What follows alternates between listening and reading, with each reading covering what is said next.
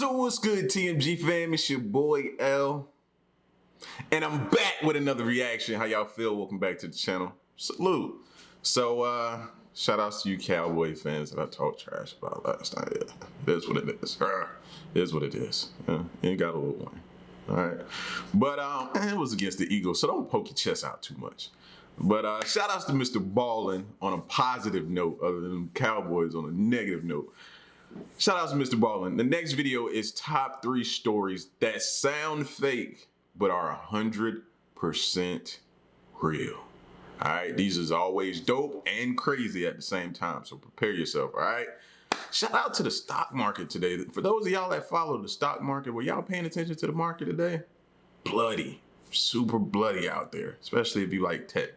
And presented some good buying opportunities for some things. So I don't know. For those of y'all who were watching it, you understand what I'm saying. So, but anyway, if you're new to the channel, hit the subscribe button, join the fam, and join us as we acknowledge the haters. All right, moment of silence for the haters. That's enough. Now run the likes up, baby. Make sure y'all hit that like button. Leave a comment. Let's go.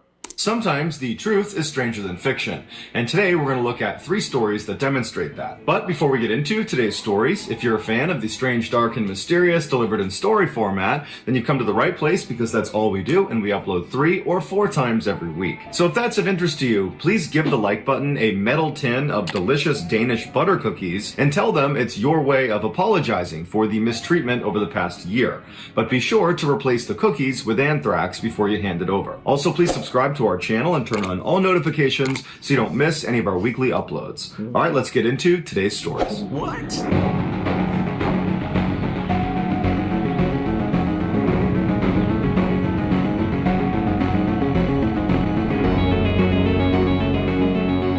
I hate that.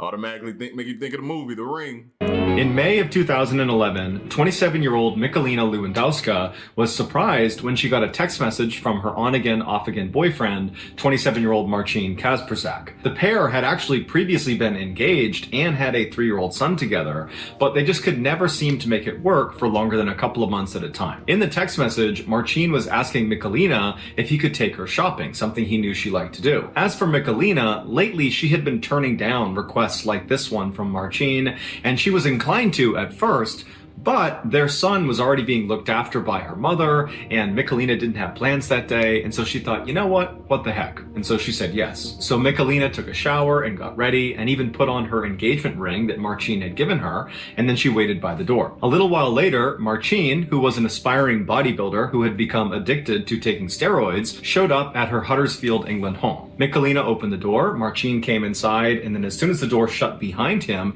he tased Michalina, he jumped on top of her, and then he bound and gagged her. And then once she was restrained on the ground with no idea what was going on, Marcin opened the front door and waved down to his car that was parked on the curb, and one of his friends, this 18-year-old named Patrick, came out and walked up to the house and came inside. And then Patrick and Marcin worked together to cram Michalina into this small, rugged cardboard box, and then once she was forced inside of there, they closed it up, taped it shut, and then brought the box down to the front of the house and put it into Marcin's trunk. And then Marcin and Patrick hopped in the front 2 seats of the car and drove off. Once they reached the outskirts of town, they parked in a parking lot right next to this huge forest. And from there, they took the box with Michalina inside of it and 2 shovels and walked into the woods, and at some point they left the path and walked way away from where anybody would normally be until they felt like they were far enough away that no one would see them. And at that point, they put Michalina down, and then using their shovels, they dug a grave.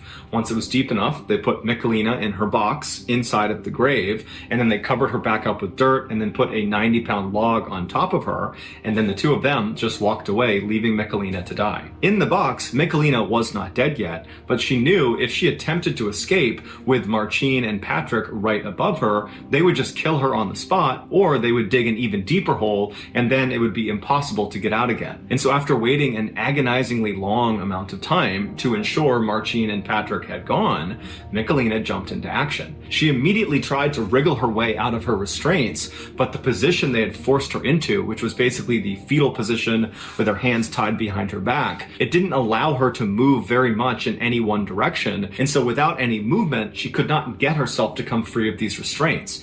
And so as she's struggling, trying to figure out what she's going to do, she realizes she had chosen to wear her engagement ring that Marcin had given her, something she never wore anymore, and she could potentially use the diamonds in the ring to cut through the tape that was keeping her wrists tied together. And so she began working that ring until finally she did cut through her restraints and her... Now, the next thing I'm thinking about, like, okay, the dirt that's probably piled up on top of her. How is she gonna open the box, then deal with the pressure from the dirt coming down? Now, trying to get some of it into the box to fill up the box, so maybe you can kind of dig. I have no idea what type of plan she has, but she got a shot. Her hands were free. And so she managed to force both of her arms right in front of her body. And then once they were in front of her, she immediately began scratching and clawing at the cardboard right above her. And eventually she scratched a hole in the box itself and dirt began pouring in on her. And she was already very low on oxygen. She was fighting off unconsciousness by remembering that her 3-year-old son needed her and she had no idea what Marcin was going to do to him. And so she just kept on digging and fighting as the dirt's coming in on her and she's struggling to breathe, and then finally she pokes all the way through and she can see sunlight and fresh air comes into the hole. She can breathe again, and then with this huge surge of adrenaline, she forces herself and manages to push all the way up through this hole until she's standing in her grave. Dang, bro. Like she just dug herself out of her own grave. Her own grave, bro. Like, after I got myself together, bro, you couldn't tell me nothing after that. I would have found those two and they would have had to die. But you couldn't tell me nothing. I just pretty much came back from the dead. And from there, she pulls herself up and out of the dirt, and she runs towards the road where she flags down a motorist, and the motorist would call police and then wait with her until they arrived. After Marcin was arrested, the story came out that he had heard a rumor that Michalina was going to be leaving him and going back to Poland with their son, and he didn't want that, so he had decided he was going to kill her. Marcin was found guilty of attempted murder and sentenced to 20 years in prison, and Patrick was found guilty of kidnapping and sentenced to 4.5 years in prison. In 1932, Charlie Pollard was a 26-year-old farmer living in Macon County, Alabama, where 82% of the population at the time was African American, and they were all forced to live under the rules of a strictly segregated society. At the time, the United States was just beginning to crawl out of the Great Depression that had started 3 years earlier, but you wouldn't know it riding through Charlie's town. Like Charlie, many of the other residents in Macon County were completely dirt poor, and they lived in these wooden shacks with no screens on their windows, there was no furniture inside, and they would just throw some dirty rags on the ground to sleep on. On average, the men in the town that were lucky enough to have a job made less than $1 per day. So when Charlie heard a rumor that the government was going to be coming to town and giving free medical exams to all the African American men, Charlie was thrilled. He had never been to a doctor before, and he certainly wasn't going to turn down a free visit to one. And so a couple of days later, the rumor turned out to be true when a government health service worker showed up in their town and set up shop in their one-room schoolhouse. Charlie got in line with the hundreds of other men from Macon County, and then by mid-morning it was his turn, and the health service worker told him that today they were just going to be doing a blood test. And so Charlie eagerly rolled up his sleeve and stuck his arm out. A couple of days later, the results from the blood test had come in, and Charlie was informed that he had bad blood. Bad blood was a commonly used term in that area at the time to describe a wide array of ailments. I was about to say that could mean anything. Is it temporary? Is it like, what do you mean? You have bad blood. Okay, what am I supposed to do with that, Chief? Huh? Tell me that. Okay. I got bad blood. Okay. Now, what else? The worker didn't get into specifics about what Charlie's diagnosis meant. They just told him that in virtue of his diagnosis of bad blood, he was now eligible to join a government-sponsored medical treatment program. If he agreed to be a part of it, he would not only receive medical care for his bad blood, he would also receive free rides to and from the health clinic, he would get a free hot meal on examination days, and in the event he died during the program, his family would be given $50 if they allowed the doctors to perform a thorough autopsy on his body before they buried him. Despite not really understanding what it meant to have bad blood, Charlie decided to join the program, mostly because of those free meals and because he had a deep trust and respect of the government. And Charlie wasn't alone. Okay. That right there. I don't know where he developed that deep trust for the government at, but he's an outlier. I never had deep trust for them at all. But I can understand why he did it, though. You know what I mean? Free meals and all that type of stuff like that. Coming from a time where you weren't allowed to have, and you heard what they were making, it was crumbs. So I can definitely understand why he chose to do it. Respectfully understand. About 400 other African-American men from Macon County agreed to be a part of the program as well. At first, the program was everything they promised it would be. It was just a couple of low-key medical examinations with a nice hot meal, and then occasionally they would take some pills and have another blood draw.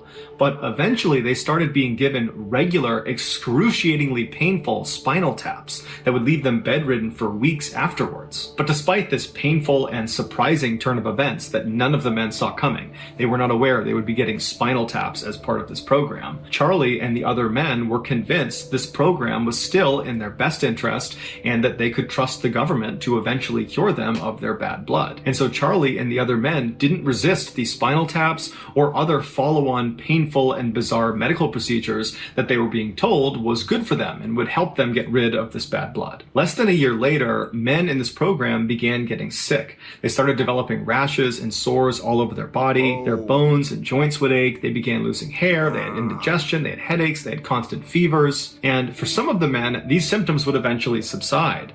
But for others, they got dramatically worse. For those men, they would develop tumors and their bones would start to disintegrate. They would go blind or deaf or become paralyzed, or they would simply die. But despite the obvious ineffectiveness of this treatment program, it persisted. When America entered World War II in 1941, Charlie and many of the other men in this program wanted to enlist in the military and go join the fight.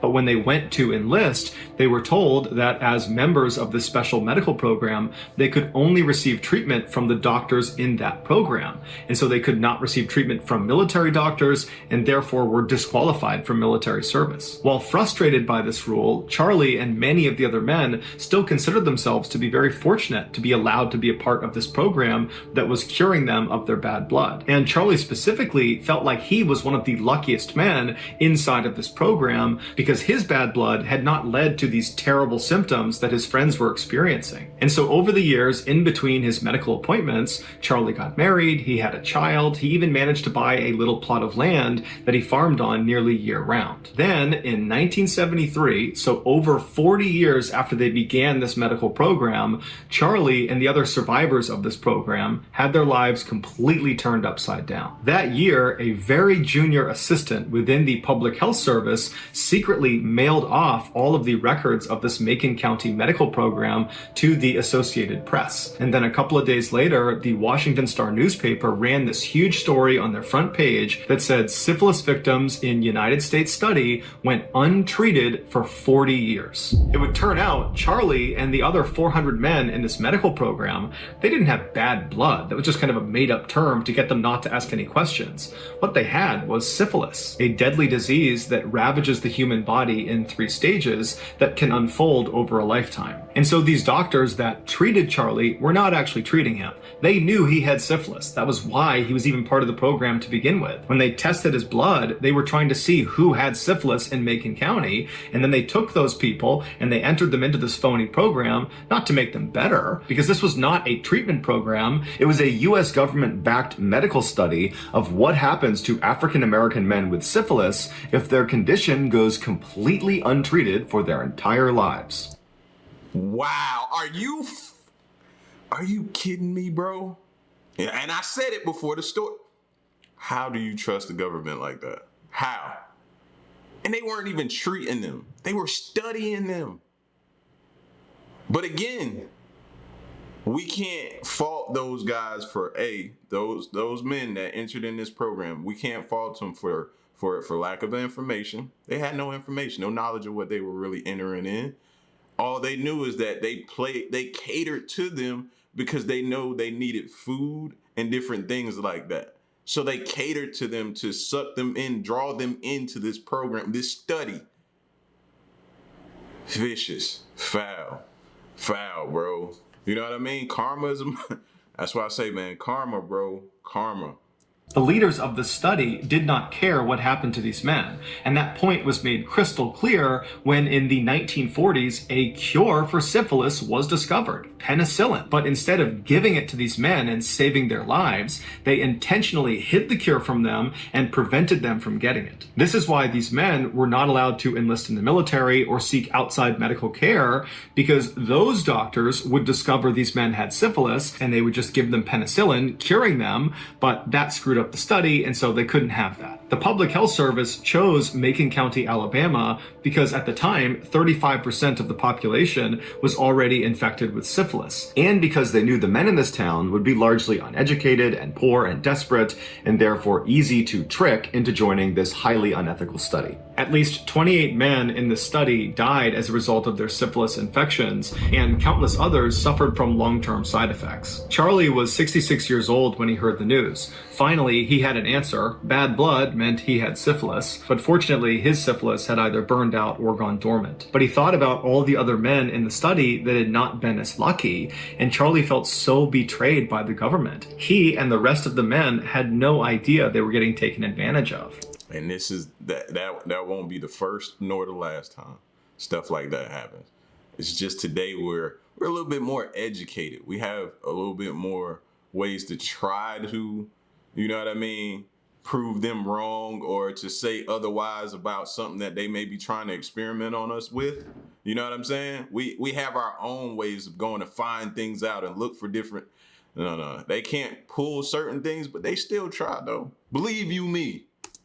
Charlie got in touch with a lawyer who eventually sued the federal government. And in an out-of-court settlement, Charlie and the other 73 survivors of the so-called Tuskegee experiment were given $38,000 each as compensation. After the settlement, Charlie just went back to his simple life in Macon County. And then 27 years later, on April 29th, 2000, Charlie passed away at the age of 94. In the early morning hours of March 11th, 1989, 4 young men who were all in their 20s and all very close friends left their homes in East Texas and headed south. 9 hours later, they arrived in the beautiful resort town of South Padre Island, which is just off the coast of southern Texas. They were there to enjoy their spring break by sunning on the beach, drinking in bars, and meeting girls. When they finally arrived that night, they were so exhausted from the trip that they went right to bed. The next morning, when they got up, they went straight down to the beach and they had some drinks, and then by the afternoon, they were talking amongst themselves, and they decided that for their first full night of being on vacation, they would kick things off with a bang, and they would go into Mexico and party there. And so they piled into their car, and they drove an hour southwest to Brownsville, Texas, which is a town that sits right on the border of Mexico. And when they got there, they parked their car and then walked right over the footbridge that crossed the Rio Grande River into Mexico.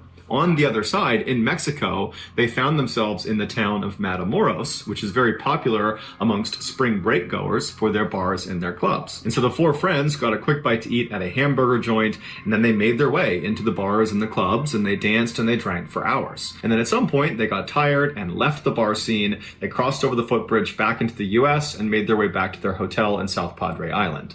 The next morning, when they got up and they recovered from their hangover, they decided they had so much fun in Matamoros the night before that they had to go back. And so that night, they piled back into their car, they drove back down to Brownsville, Texas, they crossed over that footbridge into Mexico, and then all night they partied and danced and had a great time. And then at some point, the 4 decided it was time to leave, and so they left their bar and began walking towards the footbridge. But that night, it was so crowded in Matamoros that you could barely move a foot without bumping into someone. And so the foursome split into 2 separate pairs. And the lead pair, they made their way ahead, and they stopped at the gift shop right at the foot of that bridge going back to the U.S. side, and there they waited for the trail pair. The trail pair, which consisted of Mark Kilroy and Bill Huddleston, they weren't far behind, but they got sidetracked when Mark saw a girl standing next to a house that he had seen earlier in the night, and he just wanted to go up and talk to her and say bye to her. And so they go over. That's the setup right there. We see the setup now.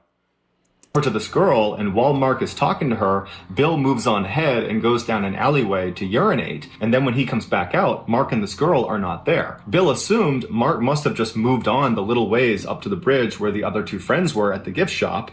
And so after looking around for just a couple of seconds, Bill makes his way up to the bridge and he meets up with the other two friends. And when he gets there, he asks the other two friends, where's Mark? Did he come up here already? And they say, no, we haven't seen him. And so now the trio's a little bit concerned, but they're thinking, okay, he must be with this girl he had seen. And so they backtracked a little ways and they looked for Mark. They went back to where he had been talking to that girl. And again, he wasn't there. And so they decided, okay, he must have already crossed the bridge and made it to our car. And he's probably just waiting for us over there. And so the trio crosses over the bridge into the US side. They get to their car and Mark's not there. And so at this point, they are pretty concerned about Mark, but they eventually convince themselves that he must have just left with this girl and they probably are back at the hotel together. And so after a little while, the trio decides, let's just go back to the hotel. We're bound to find Mark. And so they drive all the way back to South Padre Island. They get to their hotel room and Mark gone, bro. Mark dead. Mark done got dead. Mark's not there, but again, they tell themselves he's not here because he's probably with this girl in another room, and so they don't worry about him. They go to bed, but the next morning, when Mark still had not come back to the hotel room, they decide, you know what, something's wrong here. We have to tell police. And that's how we probably all would have reacted. You know how we go out with each other, we wild out with chills, and one of the dudes in the pack, one of us meets a girl, goes off and rides out, and we like, he good. He'll call us if he need us, blah, blah, blah. You never really think something could actually be wrong. Why do we think like that? I don't know. And so they file a missing person report, but the police get so many of these about spring breakers who go missing in Matamoros that they don't really take them seriously at first, because typically the missing person will just show up 24 hours later with a horrible hangover and no memory of how they got back from Matamoros. And so the police were expecting this to happen with Mark, but after 24 hours, when Mark didn't show up with a bad hangover, they were convinced that something had happened to him. And American and Mexican police suspected foul play because Matamoros and the surrounding areas are not exactly safe for tourists, but they didn't have any leads, and so Mark's case languished. 3 weeks later, a drug smuggler drove through a police checkpoint without stopping just outside of Matamoros. And so the police pursued him, and this guy ultimately stopped at this secluded ranch up in the mountains. After the police arrested the smuggler, they noticed a ranch worker was standing nearby, and on a whim, they showed him a picture of Mark and said, hey, have you seen this guy? And the worker, despite being scared and not really sure what to do, he said to police, yeah, I have seen him here. The smuggler and his friends, they brought him here in handcuffs. And then the worker turned around and pointed up the mountain towards the shack that was about 400 yards up the mountain, and he said that's where they took him. And so authorities began walking up the hillside towards the shack, and when they got about 100 yards away, they saw this big metal cauldron sitting on the front stoop of the shack. And then when they got about 50 yards away, they were hit with this horrible smell of death and decay. And then when they got right up in front of the shack and could see inside of this cauldron and inside of the shack itself, what they saw was so gruesome and horrible that even the most senior and grizzled responding officers were totally shaken up by it. Under intense questioning, the drug smuggler that had originally led police up to the secluded ranch and the shack admitted that he was a part of a gang and that his gang had taken Mark. 3 weeks earlier, while Bill was urinating in that alleyway, Mark spoke to that girl he wanted to see, and then she went off, and then Mark was left standing alone waiting for Bill to come back. And while he was waiting, a man on the street parked in a red truck yelled out to him to come over. He needed help or something. He lured him to the truck.